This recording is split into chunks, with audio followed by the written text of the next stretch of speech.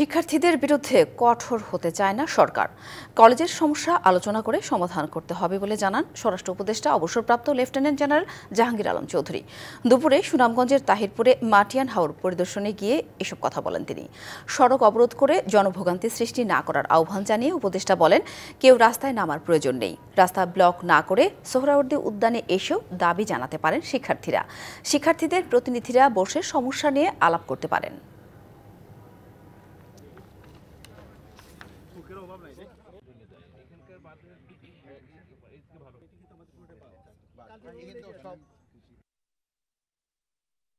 দুই কলেজের শিক্ষকরা রয়ে গেছে, তারাও কিন্তু আলাপ করে এই সমস্যাটা সমাধান করতে পারে।